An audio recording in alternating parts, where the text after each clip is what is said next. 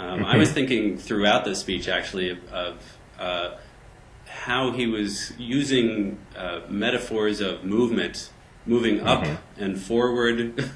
There was a lot of upward movement and forward movement, and portraying problems of the past as being sort of down and below and behind. You know what the irony was, and I want to get to that, is that forward was a huge theme of that speech, even more so than a sort of cartoon cliched version of it would have been. Right. And there was a tug between that and the fact that the format of the State of the Union speeches is so formulaic that it's really an anthropological ritual that people are going to keep not just clapping but standing up, and that has to happen with an almost preset rhythm.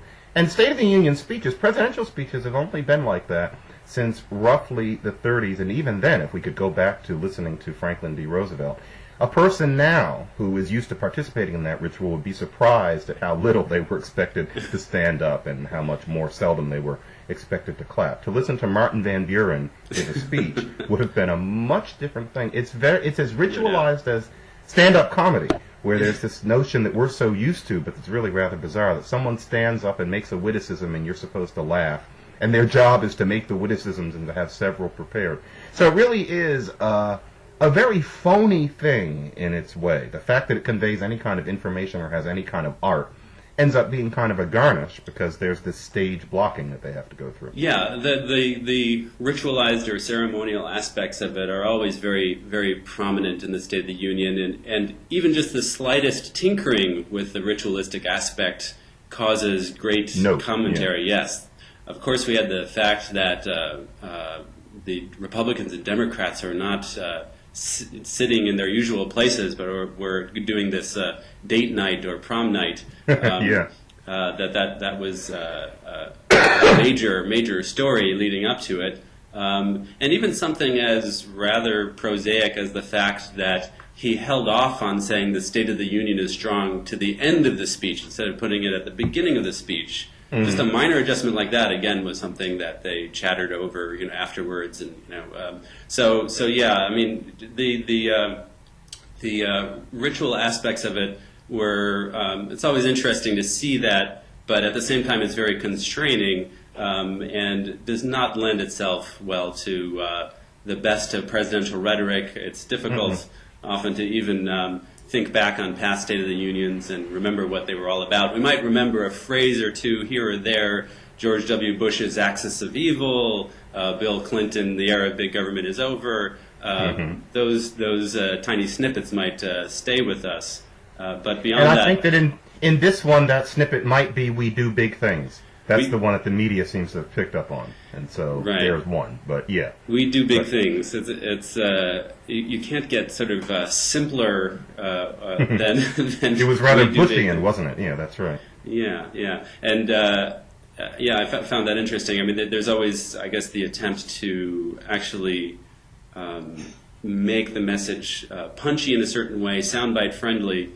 We do big things sounds like it could be the slogan for car company. I don't know. Exactly. That's right. Yeah, you can hear them.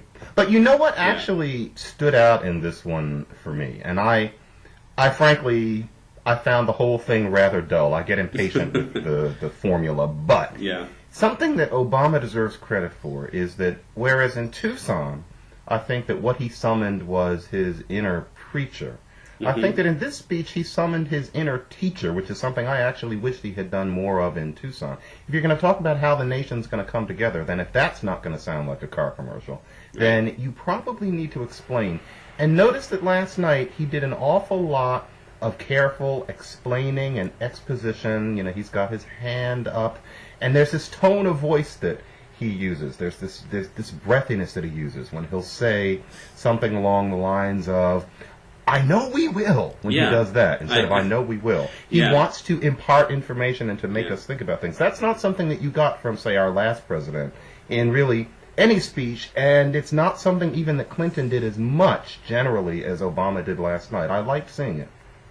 Yeah, no, I noticed that, again, especially towards the end. Yeah, I mean, the fact that the State of the Union speech has to be this overstuffed, often rambling exposition, you kind of might drift off in the middle of it. I do think he started strong and he ended strong, and the strength in the beginning that I found was the callback to the Tucson speech and to the strongest parts of the Tucson speech, namely talking about the little girl who died, and talking about how the events remind us that there are, again, higher things, again, shooting for that transcendent level.